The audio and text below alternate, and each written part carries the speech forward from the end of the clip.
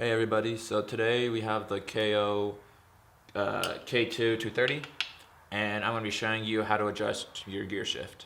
So all you're going to need for this is just an Allen wrench, super simple, super easy. All we're going to do is just take it, put it up in here and begin to loosen.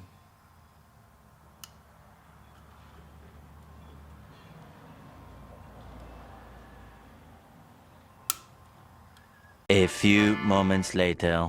Alrighty, we finally broke it loose. It was on there really tight, but we got it. So now, just gonna undo this so it's nice and loose.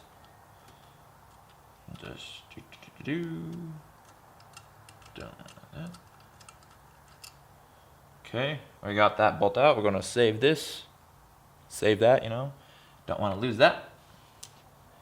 Now you slide it off, and if you look really closely,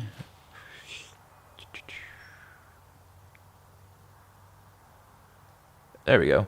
It's got some teeth all around it. There's little grooves all around it. So now we gotta line these grooves up with the ones on the bike right here. So originally it was right there. I want mine, however, to be higher up, just so I can get my boot under a little easier. So about right there.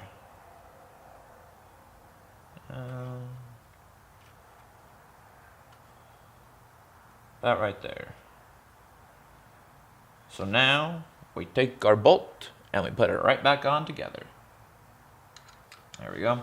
Nice and snug. We don't want it too tight because we're going to go put our boots on now and ride it and see if it's where we like. Because if not, then we'll have to come back, loosen it, readjust it as needed.